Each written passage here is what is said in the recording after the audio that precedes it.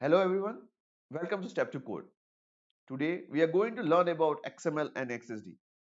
So both XML and XSD are powerful specification and highly correlated to each other. So let's jump and start our journey towards it. So what is XML?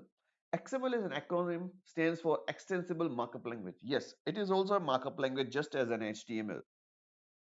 But HTML design a web form or many web technologies uses HTML to design their web pages. But what XML do for us? So XML simplifies many things as its main purpose is to store, transport and structure the data as XML is considered as fundamental technology for data exchange. We can see many application of its usages. We can see the XML has been used across data exchange using web services, REST APIs.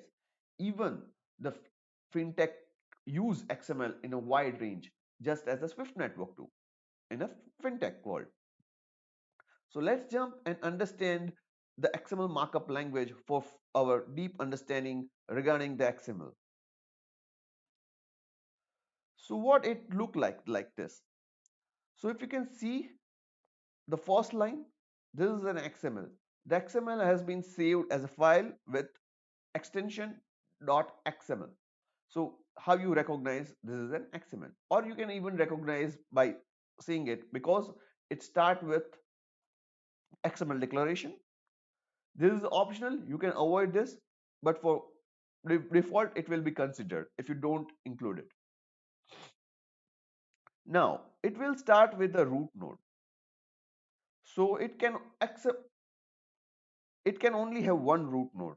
So any XML or valid XML can have only one root node. It cannot have multiple root node. Means root node is not a name of something like root ROOT, but it has a meaning. Root means from where it has been started. So only the first one existence of node is there. You can see that it's only one catalog. You cannot have like this, then it becomes two root nodes. If you have like this, then it becomes two root nodes. So the XML or valid XML can only have one root node in a single file. You can have multiples, but at least you should have one root node. This is known as root node or an element, whatever you like to say. Now, if you see this catalog XML has a bunch of data into it. One is a book, which is we known as a child element. So book is a child of catalog. It has an attribute. So this we know ID as an attribute. You can tell it as an attribute in the world of XML. Now it has another child elements, which is title, author, and price. If you see title, it has a data into it, or you can say it's a text under a title. Author, type text under author. Sorry. Price, price here. So CCY means it's a currency of, and it's an attribute. So it's say it's a currency of euro. So this is an XML. So this what it do it, as I mentioned, it will do nothing, okay, but it is useful while exchanging the data. Now suppose I am owning a library, okay. Now I need to send my data to someone else. How I'll send? First we need to understand, so two parties involved, me and some other, okay. We both need to understand the schema means we need to understand a proper way of communication of the data between us. Suppose I have library, now I need to share, as I mentioned. So I'll share my data with the third party like this. So I'll send them an XML, and XML has all the information of my books and its price list. So you can see that I have shared my catalog with someone else. If I want to share, I can share this XML with them. I keep updating my XML as the new books comes in, or some books getting obsolete, I'll remove that from it. So if I want to add one more, I'll add like this. And there are many technologies. Now the ID will get updated over here, same as the title, author, and the price. This will happen. And all the technologies like C++, Node.js, .NET or Java all has a very good engine to support the XML. And okay, so now we can see like it has this data into it, and two parties has agreed on the same specification. I have shared my data to them. Now they need to validate, like, is this the same data, same schema which has been we have agreed upon, or it has some issue with it. Suppose against this I just wrote EU. Does it consider a valid one? Then you cannot check. Currently it is a two data, so they can easily say no, this has been a R over here. But for an example, it has millions of data. Then how they will check? So for that they require a schema. So that's how the XSD come into picture. So what is XSD? It's an XML schema definition. So it is a definition on which XML has been designed. So it will say the structure about it. It will say the data type of about it. It will say the restriction about it. So at the end, when we share a XML with someone, it will get validated against this XSD. So this XSD actually have all the requirements which XML has to fulfill. So let's understand the XSD as well. So XSD start with the schemas, X schema, which says this is a schema, this is a names, this is a XML schema names. Now it start with, we'll understand what is this complex type and all. Okay, so it start with the element. So you can see the first one is an element which name has catalog. So you can see it has a catalog. Now it is a type catalog. Now what is this type catalog? Okay, so we can see the type catalog is complex types, means it has complex type. Complex type means it's still have, when there is mentioned as a complex type means it has elements into it. So let's open that, and you can see there's a sequence. Sequence means when you declare an element you need to declare it under a sequence. So it has a sequence, one more element into it. What is would be the name? Book. Okay, let's see. Okay, book is there. Now what is there? It is unbounded and type book. Let's check the book, then we'll come back to the unbounded book and the max occur. So book. So book has again a sequence. It has a three: title, author, price.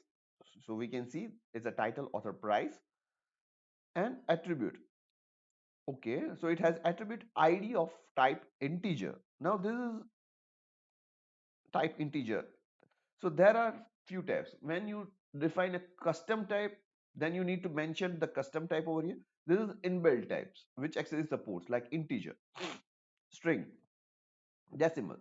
Such type of the types are there with default supported by XSD. If it is not defined by XSD and it's defined by you, then you have to define it as a complex type or a simple type. We'll come to simple type again. Okay. So now price is a price type. So we can go to the price type. You can see string, string, no need. It's by default supported. Now there's again a complex type. So it comes here. Now it is only, it has a decimal. So you can see it's a base extension and it is a base prime decimal. So it has been taken as a base, means it is has a some type and it is extension of that type. So we can see a simple type over here. Okay, so it has a restrictions, means fraction digit of this price decimal can be 5, total digit would be 8, and minimum inclusive 0, means you can include 0. Total of digit should not be more than 18, means suppose if I have one dot, then I can stretch it up to 17. So total digit becomes 18 and fraction becomes 5, means I cannot have more than 5 decimals. So dot 1 2 3 4 5, and other should be my the first one, right, before the dot digits. So this becomes the simple type, and the currency which is the price type of decimal of type currency is this, which has restriction, says pattern, means it should follow the pattern. The currency should follow the pattern. So the currency will follow this pattern. Okay, so if I have like this, it will throw error. Okay, we'll look into it, how to validate and how to check all this. Okay, so let's see, this is a price decimal now. So this is how it has been the complex type. Now let's come to the unbounded part and max occur part. So you can also have mean occur, which will say 0 is 1 would be fine. Okay, means one book should at least be there in the sequence. So if I remove this, it will throw error because it says minimum occur once, and max occurs unbounded means n numbers. You can have any number of your book. I'm not sure. If I am sure that it only have 10 books, then I can mention like this. But it's unbounded means it can be anything. Like you can grow your books up to your capabilities. I'm not saying anything. That's why it's unbounded. Now let's validate. So every technology has its own way to validate XML. Right now I'm just going to show you uh, the validation support I have introduced using this one. So I have this XSD, I'm giving this XSD. So you can say this is validate. Now suppose if I just use this, you can see it has added few of the over here, and it says namespace locations, which is just near to it, so it has taken like this. So you can see it is clearly saying that EU not validate the respect to pattern. Okay, so I have to, so suppose I gave this to my friend who is using my library data. Now he can easily say, okay, this is not a valid XML and I need to update my XML. So this is how they can find the issue. That's why the access is also important while you're sharing the data, because it, so we first decide this catalog XSD. Okay, so we define, we will go using this XSD, and the XML follow this XSD rules. So it's a rule book for an XML. Now, as I mentioned, now suppose max occurs is 1. Now it says, you can see invalid content was found with element book. No child is expected at this point. So unbounded. Now suppose minimum occurrence should be 3. Now you can see it has a different error. Now it has different error. What it says, the content of element is not complete. Book is expected to occur minimum 3 times, but right now it only occurs 2 times. So let's remove this as well. Okay, so what happens if I remove this? It's clear, right? But now suppose if I remove this, it again says why? Why? It says book is, means at least one should be there. Means if you have not mentioned minimum occurs, means it is compulsory to have this book. If I want to make it book as not required to at least one, because I start my catalog with 0, then I need to mention minimum occurs as a 0. Otherwise, that will become compulsory in my XML. So you can see now if I remove, then it won't be any error because minimum occurrence is 0. Okay, so you got, if you want to make that element non-compulsory, then you have to mention minimum occurs 0. Otherwise, it was always going to be compulsory. As like this. So this title is compulsory. If I remove this from this, let's remove. Then it start throwing error by saying one of the following expected title. So the title is missing. Okay, got it? So this is all about the XSDs and XML. Now, to know more about the XML, okay, we need to know the XPath of it as well. So what is XPath? Okay, so suppose if I say my book at number 1 has a title introduction to XML, then I can watch, okay, this is book ID 1 and this is XML, fine. But how my program will reach over here? So I need an XPath. So XPath is a path which says on which index my node is there. For an example, if I say price, okay, so sorry, let's go with title first. Okay, so where is title with introduction to XML? So my XPath will become like this. It's a catalog, then it become book. Now it won't be like this, okay? Title. Why? Because it has an array, right? So if I array means it has a number into it. It's a multiple, right? So I need to mention which multiple. So it's one of title. So my this become a title. So this become my XPath of this title. Okay, are you getting me? So this how I get my XPath to it. So this is an XPath. So XPath is a path using which you can be there. You can reach your element. Now if I want to be reach price, then it's my price. Okay, now suppose if I want to find attribute, then it would be like this. So this how I can read my attributes. So this becomes XPath for my attribute.